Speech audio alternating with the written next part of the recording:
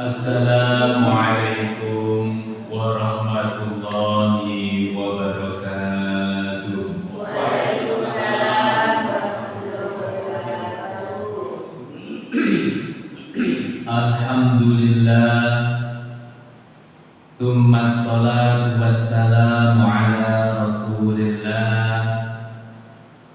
Rabbi shrah li sadri wa yassir li amri wahlul 'uqdatam min lisani yafqahu qawli. Amin. Amma ba'du. Bapak Ibu jamaah yang dimuliakan oleh Allah Subhanahu wa taala, mari untuk mengawali serta membuka kajian rutin kita membaca basmalah.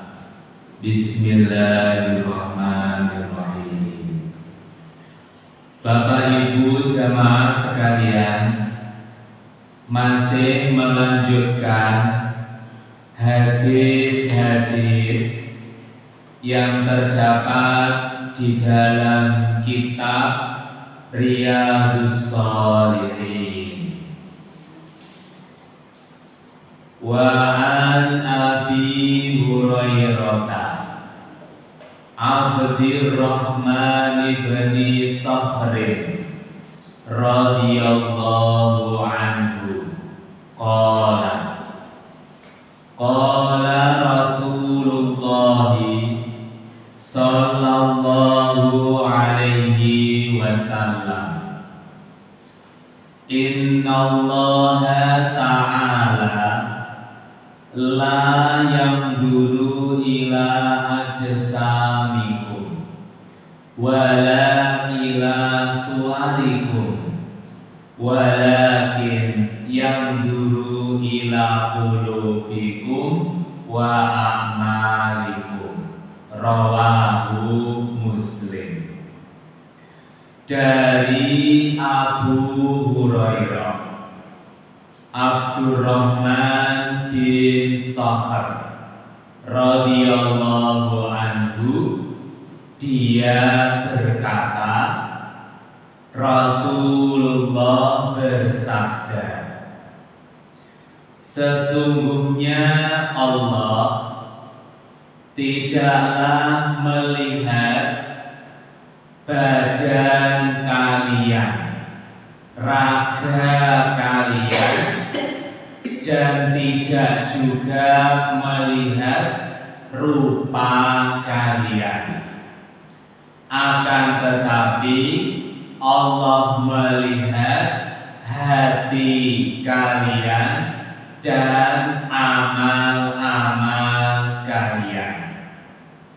Jamaah rahimani wa rahimakumullah, hadis ini menjelaskan kepada kita semua bagaimanakah Allah mengganjar seseorang, bagaimanakah Allah memberi pahala, memberi rahmat kepada hambanya. Ditegaskan, la yang dulu ila ajsamikum wala ila suwarikum.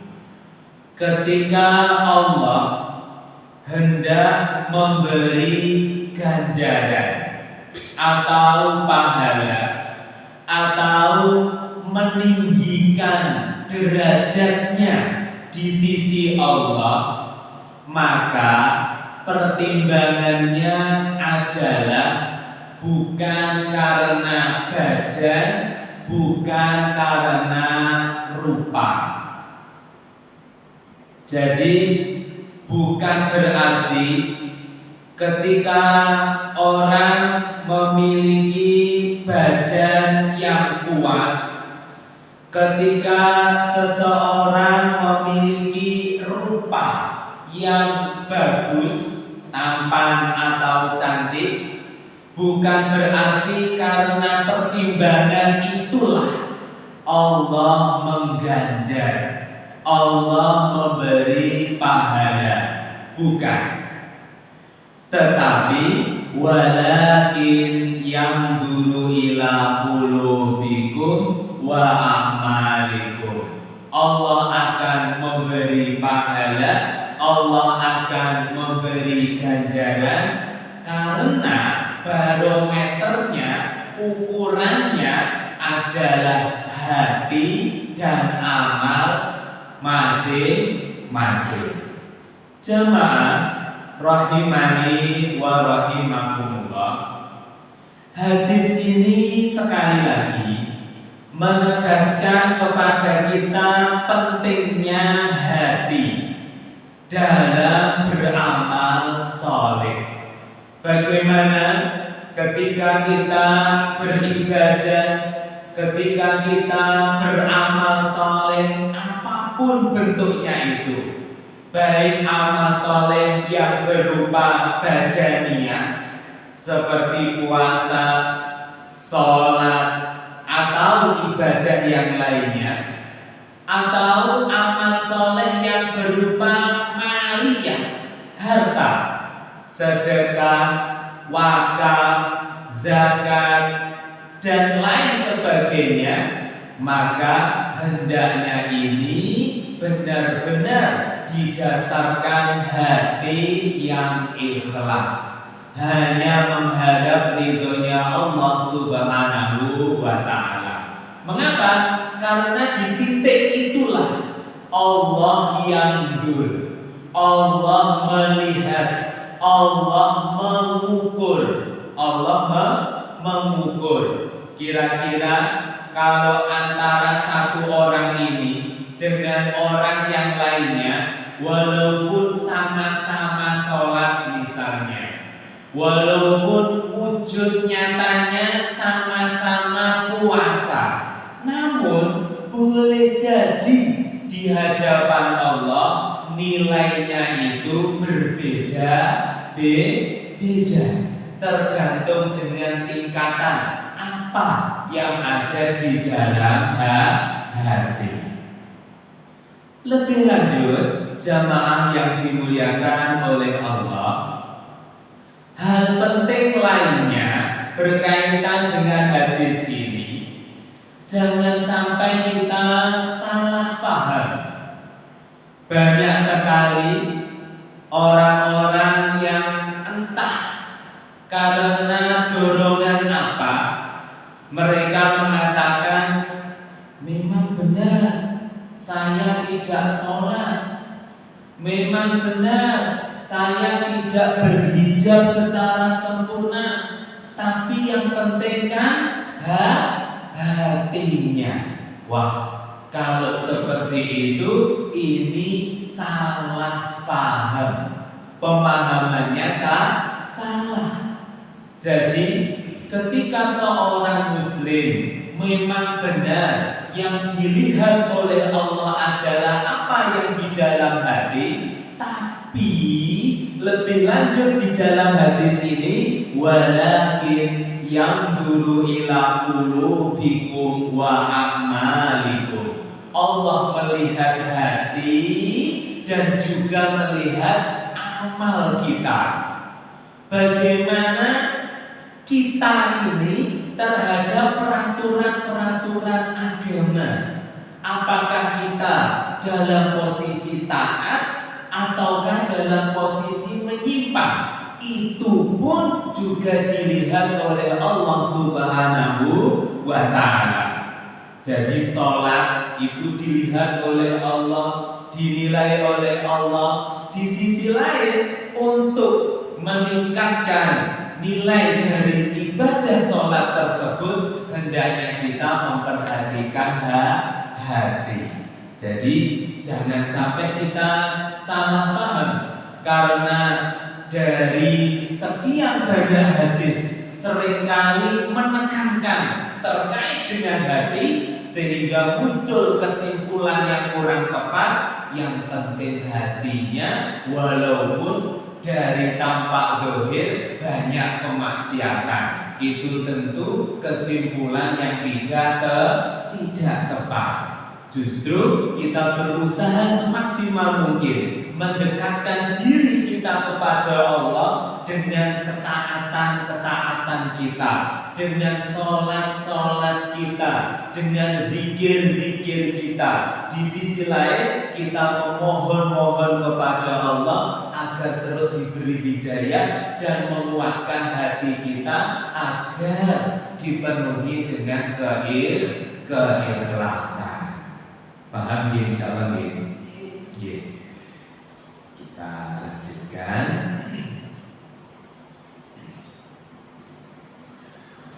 Wa an Abi Musa Abdullah bin Qais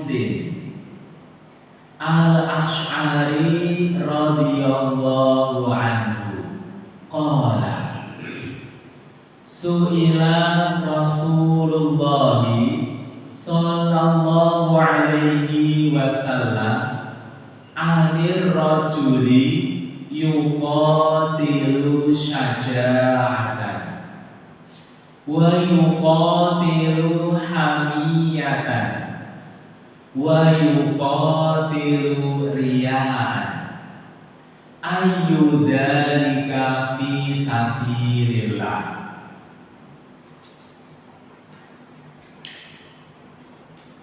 Dari Abu Musa Abdullah bin Qais al-Ash'ari radhiyallahu anhu, dia berkata, suatu saat Rasulullah ditanya. Ada orang yang bertanya kepada Rasulullah. Apa pertanyaannya? Tentang seseorang yang ikut berjihad perang karena dorongan menunjukkan keberaniannya. Ada juga orang yang ikut berperang jihad untuk melindungi dirinya, untuk melindungi keluarganya. Ada juga orang yang dia ikut berperang, ikut berjihad karena dorongan ingin dipuji, riyaan. Wahai Rasulullah, dari sekian jenis motivasi seseorang ikut jihad berperang, manakah di antara mereka ini yang disebut fi sabilillah? Mana? Faqala Rasulullah sallallahu alaihi wasallam, man qatala litakuna kalimatullahi hiyal ulya fahuwa fi sabilillah. Berdasarkan pertanyaan tadi, Rasulullah menjawab, siapa yang berperang ikut jihad karena tujuan agar kalimat Allah, agama Allah tinggi, maka itulah yang berada fi sabilillah, di jalan Allah subhanahu wa ta'ala. Muttafaqun alaih, diriwayatkan oleh Imam Bukhari dan Imam Muslim.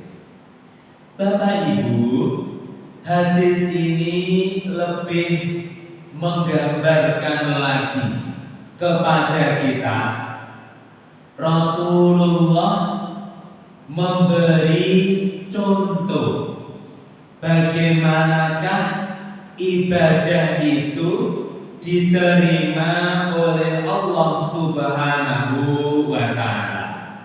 Di sini kaitannya adalah ibadah tentang jihad berperang fi sabilillah. Perlu diingat, kurang lebih di pertemuan yang lalu kita membahas tentang perang jihad fi sabilillah. Saya ringkas pembahasannya. Jangan sampai ketika ada pembahasan perang fi sabilillah, jihad dengan perang untuk membela agama Allah, jangan sampai kita memahami dengan pemahaman yang salah. Jangan sampai kita punya pemahaman, oh berarti agama Islam ini ditegakkan dengan memaksa orang lain, sedikit-sedikit perang, sedikit-sedikit membunuh. Bukan demikian penjelasannya. Kalau kita tarik dalam sejarah Rasulullah, di awal-awal beliau berjihad, dalam sejarahnya itu ada banyak sekali jenis peperangan. Ada perang Uhud, ada perang Khandaq, ada perang Badar, dan lain sebagainya. Itu lebih pada membela diri. Apa Bapak Ibu?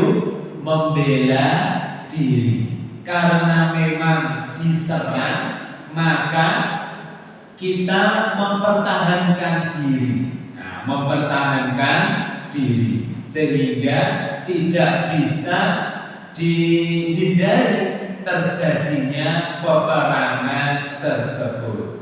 Dalam banyak sejarah itu disebutkan bukan umat Islam yang memulai peperangan, bukan, tapi lebih pada mereka ini umat Islam diserang kemudian membela diri. Jadi jangan sampai, sekali lagi, karena dari sekian hadis sering disebut ibadah dengan perang fi sabilillah. Jangan sampai kita memahami salah. Sekali lagi, berupa apa? Berupa Islam ditegakkan dengan kekerasan. Bukan demikian.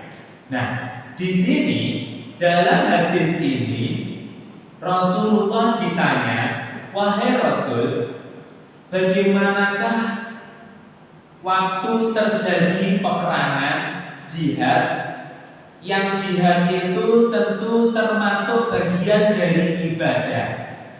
Namun wahai Rasul, dari sekian banyak orang itu, mereka memiliki motivasi yang berbeda-beda.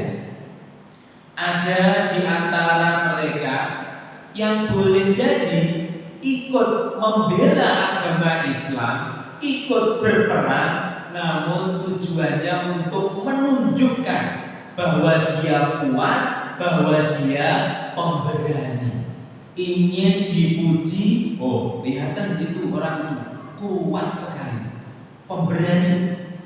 Setiap perang dia berada di paling depan. Nah, ada wahai Rasul orang yang seperti itu. Dia ikut berperang, ingin dipuji.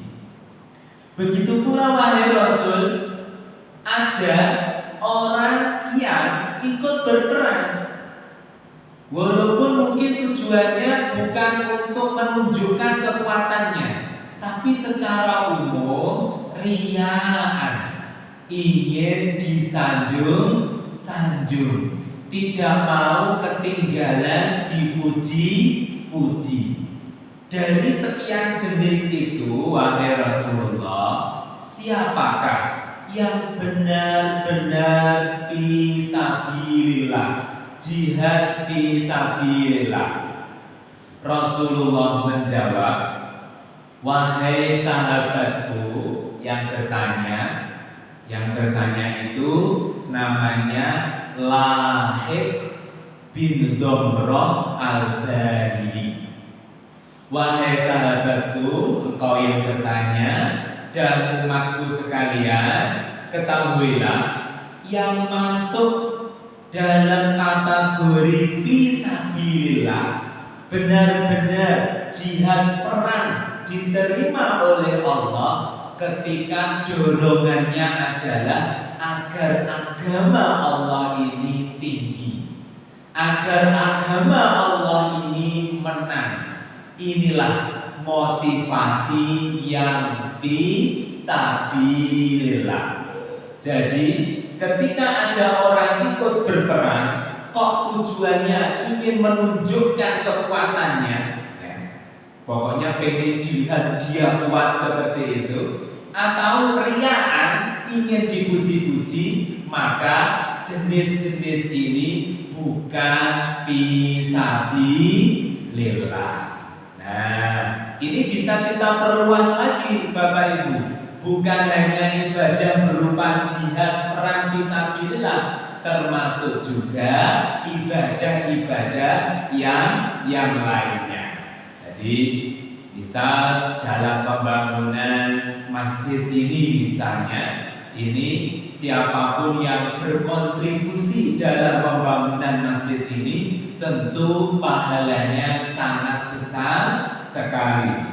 Di sini ada nilai sedekah jariyah, pahala yang terus mengalir. Lebih-lebih ketika masjid ini full aktivitas ibadah yang luar biasa, mulai dari sholat berjamaah 5 waktu, sholat Jumat, majelis taklim, atau aktivitas program sosial lainnya yang di situ tentu nilai pahalanya sangat luar biasa di sisi Allah. Maka siapapun yang berkontribusi dalam pembangunan masjid ini, mari kita benar-benar menjaga hati kita. Jangan sampai karena dorongan ingin dipuji, oh lihatin itu dia orang yang dermawan, kalau berkaitan dengan masjid dia loss, tanpa perhitungan. Atau kalau ikut menyumbang tenaga ingin dipuji, oh lihatin itu orangnya kuat sekali, ingin dipuji seperti itu. Nah, ketika ada tendensi-tendensi seperti itu, motivasi-motivasi seperti itu, mari hal itu kita bersihkan. Mari hal itu kita keluarkan dalam hati kita, sehingga hati kita kembali murni, ikhlas hanya untuk Allah Subhanahu wa Ta'ala.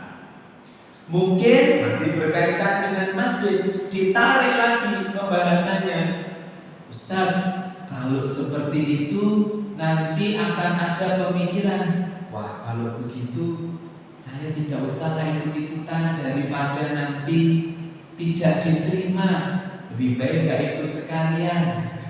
Tidak ikut kontribusi ke masjid, tidak ikut sholat berjamaah di masjid, karena dibisiki oleh setan. Ngapain kamu ikut kontribusi? Jangan-jangan hatimu tidak ikhlas.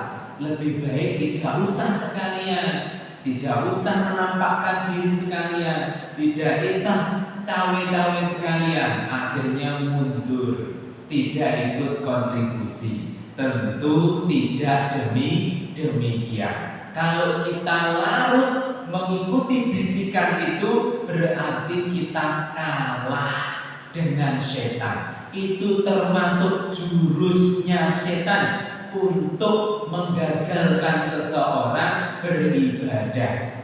Sudah ambil uang, mau siap-siap ambil uang untuk sedekah, tiba-tiba setan berbisik, jangan-jangan kamu riya.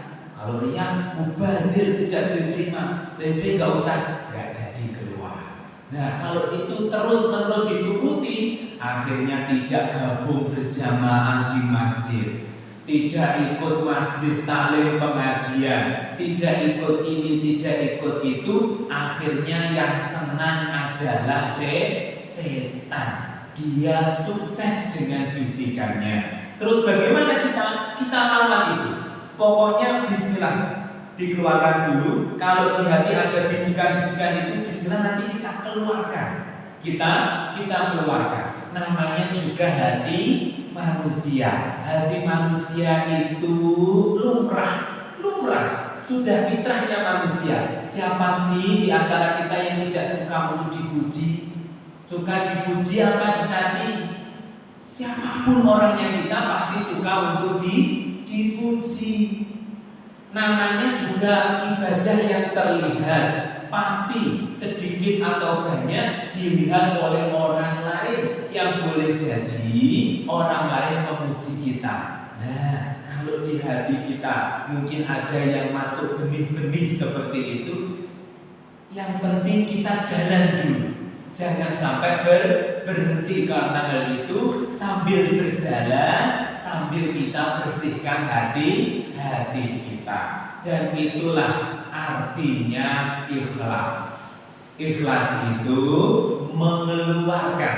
Ini ada sesuatu yang masuk, kita keluarkan, kita bersihkan, kita murnikan hati kita kembali. Jadi sekali lagi, jangan sampai tidak jadi beribadah, mundur dari rencana beribadah hanya karena khawatir riya. Jangan sampai demikian. Bapak Ibu jamaah yang dimuliakan oleh Allah Subhanahu wa Ta'ala,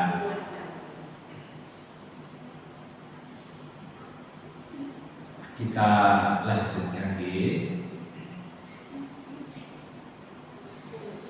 wa an Abi Bakrah Nufai ibnil Harits As-Saqafi radhiyallahu anhu, dari Abu Bakrah Nufai bin Harits As-Saqafi radhiyallahu anhu,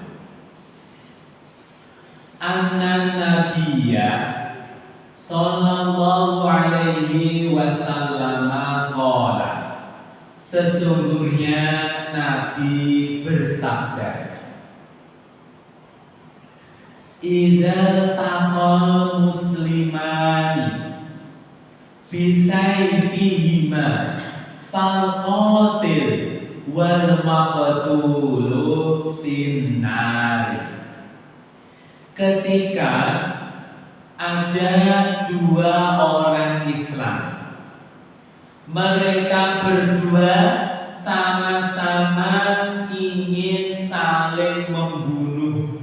Nah, bisa ada konflik tertentu, naudzubillah min dzalik, tidak bisa mengendalikan emosi, naudzubillah min dzalik, kemudian sama-sama membawa senjata tajam. Di sini Rasulullah mengatakan sayfihima, masing-masing membawa pedang, masing-masing membawa alat yang tajam. Maka ketika benar-benar terjadi pembunuhan, maka baik orang yang membunuh atau yang terbunuh, dua-duanya masuk neraka. Baik yang menang dalam cekcok ini sampai dia masih hidup, atau yang sudah gugur, yang sudah terbunuh, dua-duanya di dalam mana ibu, bapak ibu, neraka. Qultu ya Rasulullah hadal qatil fama balul maqtul. Abu Bakrah heran, mungkin sama seperti kita ketika mendengar pertama kali hadis ini. Biasanya itu yang diberi sanksi adalah pelaku. Pelaku. Untuk korban biasanya tidak diberi sanksi. Tapi di sini baik yang menjadi pelaku pembunuhan atau yang sudah terbunuh kok sama-sama disanksi, sama-sama dihukum, disiksa di dalam neraka. Ini bagaimana? Abu Bakar pun bertanya, wahai Rasulullah, itu benar untuk yang membunuh, itu untuk yang membunuh diberi sanksi, dihukum, disiksa karena dia membunuh. Namun wahai Rasul, ini bagaimana untuk maktul, untuk yang terbunuh? Bukankah dia korban? Kenapa juga diberi hukuman, juga masuk neraka? Mengapa wahai Rasul?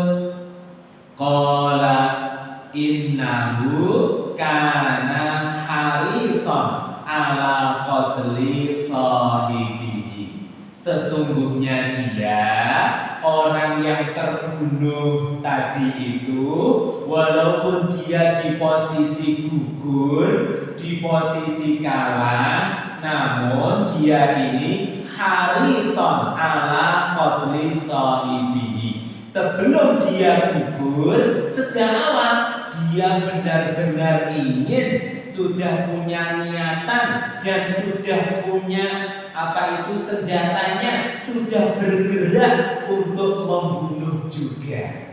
Hanya saja dia kalah. Karena niat dia inilah, karena selain niat, dia juga sudah bergerak. Dia sudah bergerak, bukan hanya niat. Sebagai bukti, dia juga membawa senjata, dia juga ikut menyerang. Hanya saja saat itu dia kalah sehingga gugur. Tapi walaupun kalah di posisi yang terbunuh, tapi karena sejak awal Harison punya niatan kuat untuk membunuh, karena niat buruk dialah dia sama-sama masuk ke dalam neraka. Bapak Ibu jamaah yang dimuliakan oleh Allah Subhanahu wa Ta'ala, hadis ini memberi pelajaran penting kepada kita bahwa seseorang yang sejak awal sudah punya niatan untuk bermaksiat, apapun bentuknya itu. Di sini Rasulullah memberi contoh niat untuk membunuh, niat untuk bermaksiat berupa apa? Mencelakai orang lain. Ketika seseorang punya niatan untuk bermaksiat, kemudian dia sudah melangkah. Misal, naudzubillah min dzalik, ini hanya sebagai contoh, mohon maaf. Misal seseorang dia sudah punya niatan untuk berzina, ada niatan. Di sana sudah ada langganan dia, misalnya seperti itu, atau dia baru dengan berkaitan dengan maksiat ini ada niatan, di sana ada tempatnya, dia sudah bergerak ke sana. Sampai di tempat, dia sudah bergerak, sudah bawa sepeda motor atau mobilnya, dia menuju ke tempat maksiat. Dia sudah niat dan sudah bergerak. Sampai di sana, ternyata pelacurnya lagi mudik. Tutup ya, nggak jadi, tak pulang. Itu sudah dicatat maksiat. Harus kalau dia sadar ya, dia harus bertaubat kepada Allah. Karena ada niat dan sudah ada langkah, sudah ada gerak untuk bermaksiat. Walaupun tidak terjadi, itu sudah dicatat oleh malaikat dengan niatnya dan dengan langkahnya itu, geraknya itu menuju tempat maksiat tersebut.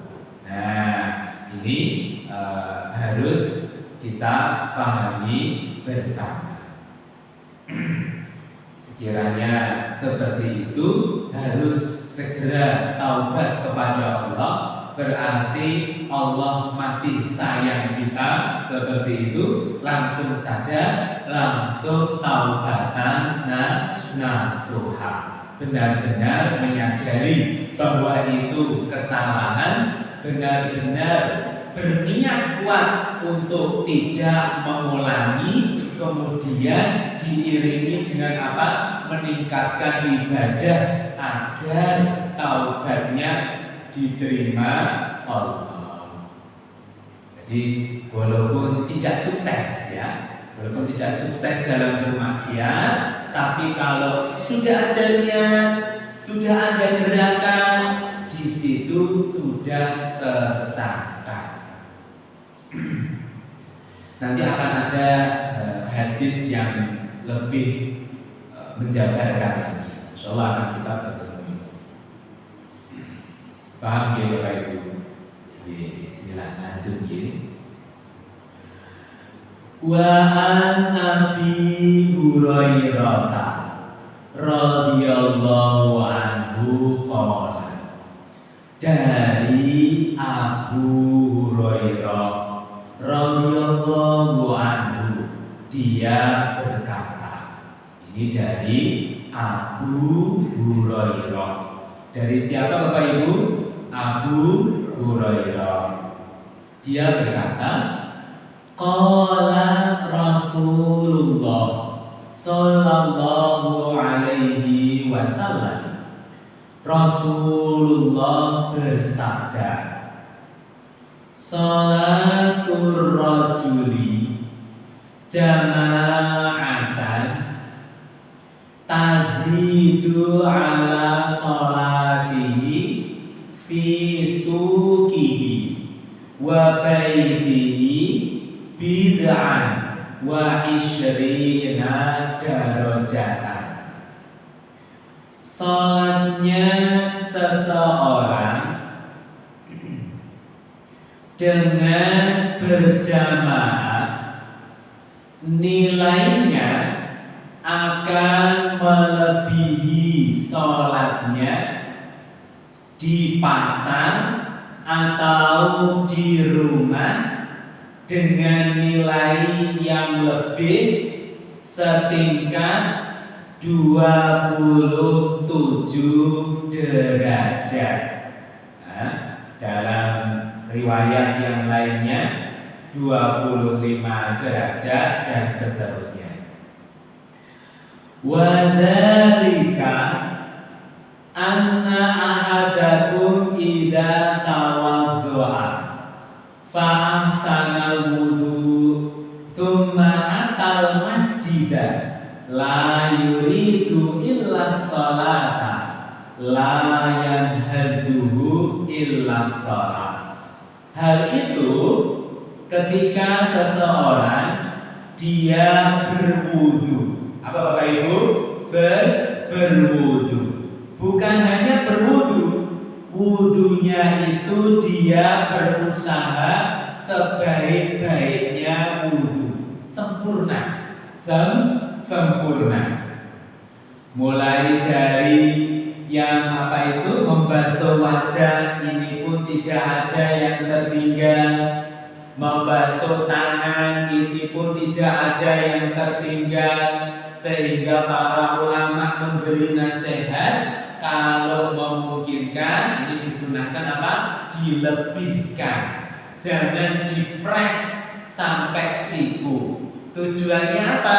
Untuk memastikan bahwa wudunya itu benar-benar sempurna. Di sini ketika seseorang berwudu dengan wudu yang Kemudian dia pergi ke masjid. Tujuannya tidak lain kecuali untuk sholat. Lam yahtu khutuwatan illa rufi'a lahu biha darajah wa hutta anhu biha khati'ah hatta yadkhulal masjid. Tidaklah setiap langkah kecuali di situ ada nilainya. Satu langkah Allah akan meninggikan derajatnya. Meninggikan derajat ini maksudnya bagaimana sih? Kok seringkali Allah meninggikan derajat? Kalau dalam ayat Al-Quran itu yarfa'illahu alladhina amanu minkum walladhina utul ilma darajat. Allah meninggikan derajat bagi mereka orang-orang yang beriman dan berilmu. Ini juga ada hadis satu langkah ke masjid Allah meninggikan derajat. Langkah berikutnya Allah menghapuskan dosa. Apa yang dimaksud dengan meninggikan derajat? Apakah orangnya tambah tinggi? Ternyata tidak ya. Kita ukur ya segini-segini.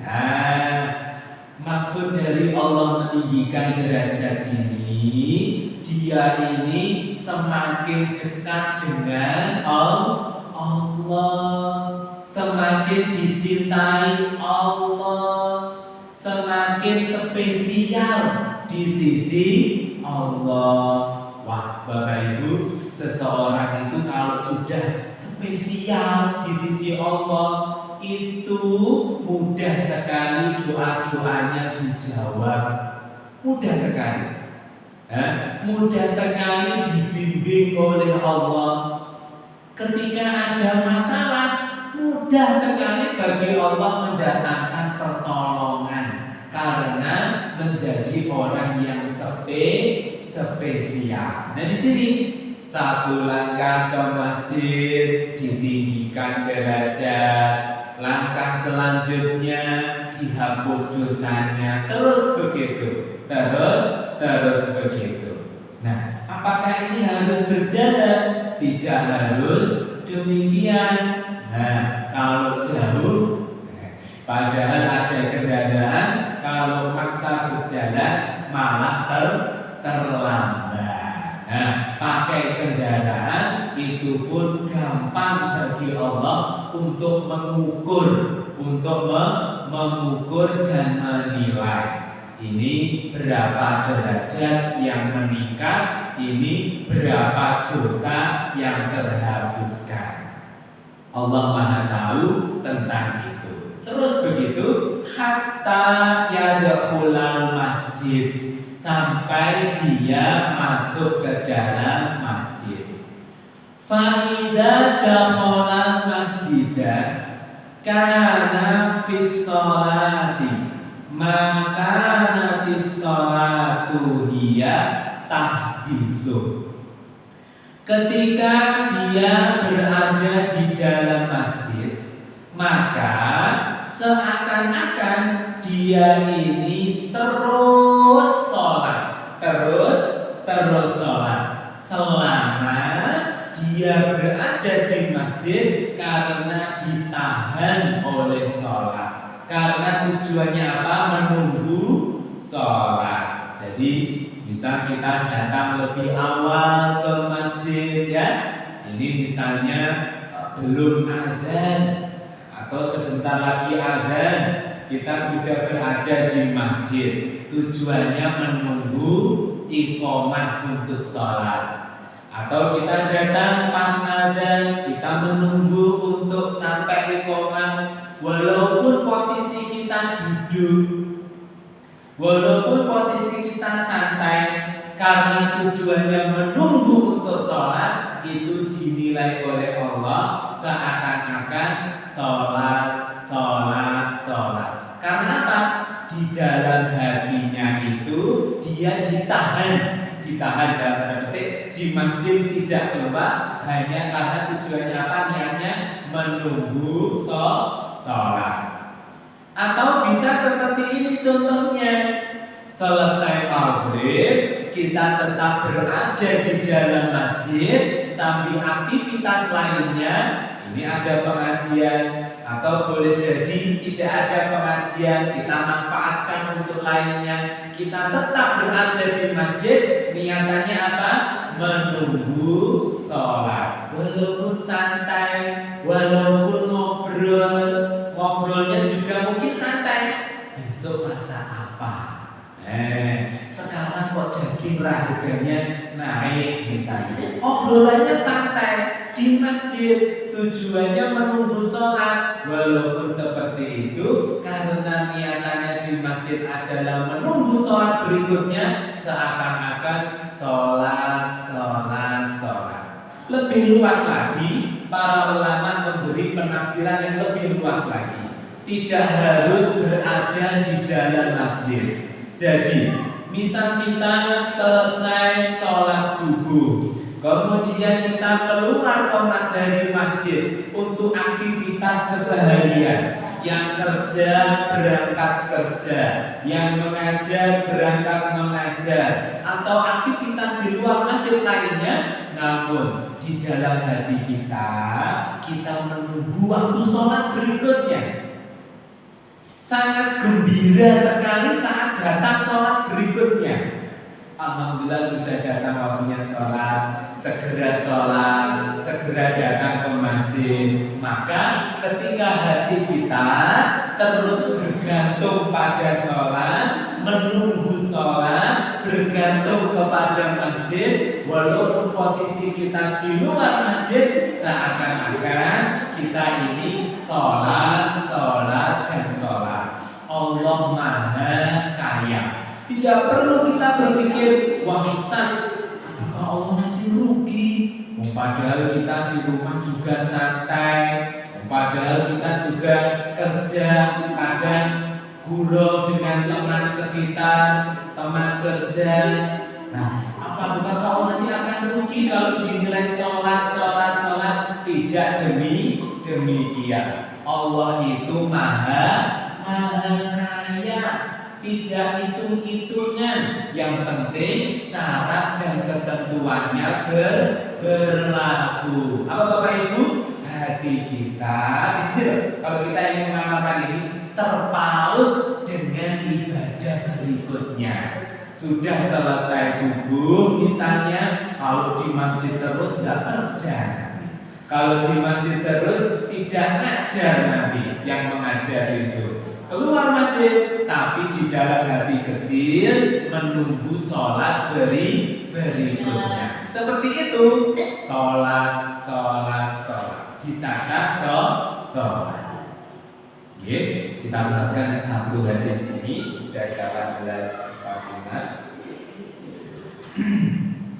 Wal malaikatu yusholluna ala ahadikum madama fi majlisihi alladhi shalla fihi.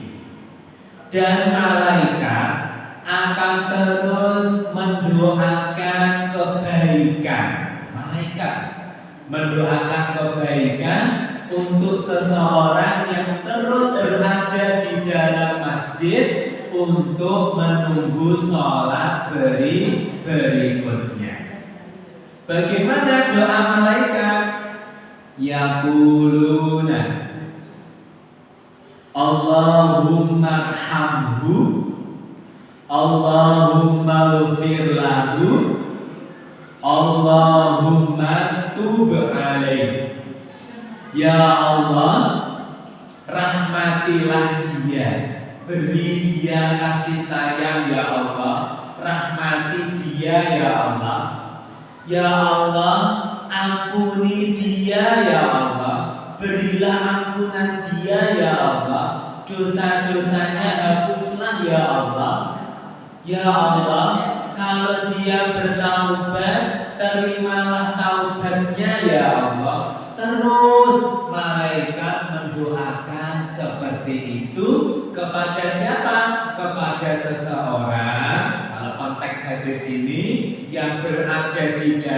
masjid, menunggu sholat berikutnya, menunggu waktunya sholat. Bapak Ibu, tentu doa ini doa yang sangat luar biasa.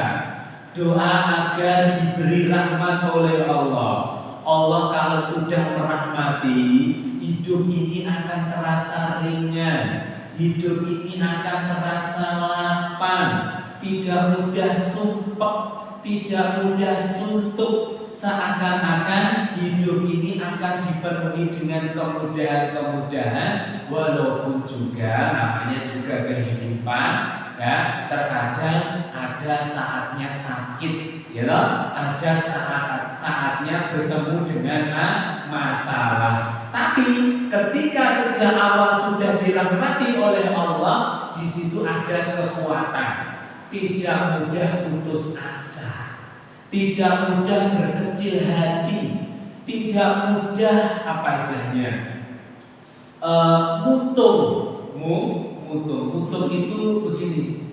Nah, kok begini toh? Allah ini bagaimana? Ya sudah kalau begitu, tidak usah sholat, tidak usah ini, namanya orang mutung.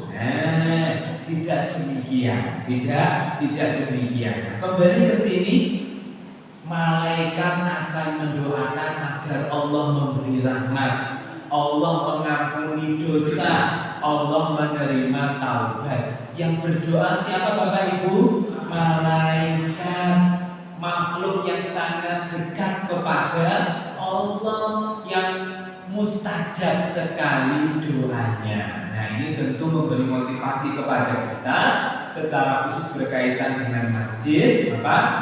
Kita aktif di masjid, ya. Ketika ada kesempatan seperti ini, dari sholat maghrib sambil menunggu datangnya sholat isya sekalian. Di situ dicatat sholat. Selain itu, malaikat terus mendoakan. Selain itu, pelajaran lainnya berkaitan dengan hati. Mari kita pandai-pandai mengatur hati. Nah, memang sangat beda sekali orang yang tahu dibanding dengan orang yang tidak tahu. Hal yastawil ladzina ya'lamuna wal ladzina la ya'lamun. Tentu tidaklah sama. Oleh karena itu, mari coba kita atur hati kita di aktivitas kesehariannya. Ketika selesai sholat subuh misalnya, kita sudah keluar, mari kita mulai masak hati, menunggu sholat zuhur. Menunggunya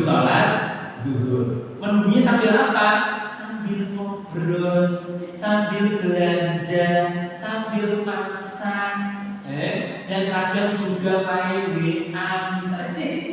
Tapi niatnya untuk apa? Menunggu sholat zuhur. Nah, kalau seperti itu nanti akan, kalau penafsiran yang lebih luas tadi ya, dicatat oleh Allah sholat.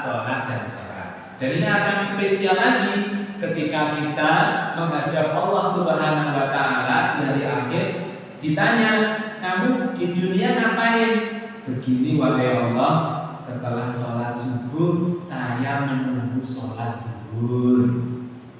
Setelah sholat zuhur saya menunggu sholat asar. Setelah sholat asar saya menunggu sholat maghrib. Setelah sholat maghrib saya menunggu sholat isya. Setelah sholat isya saya menunggu sholat subuh. Begitu terus ya Allah. Walaupun memang di saat menunggu itu saya masak juga, kadang juga gurau, kadang juga jalan-jalan tamasya. Tapi ya Allah, dalam hati saya menunggu sholat seperti itu. Ini tentu ada nilai pahalanya yang luar biasa. Mungkin cukup demikian. Sampun ada. Inti dari 4 hadis ya untuk kesempatan hari ini masih berkaitan dengan kita menata hati, plus ada pelajaran-pelajaran yang tadi yang bisa kita terapkan dalam kehidupan sehari-hari.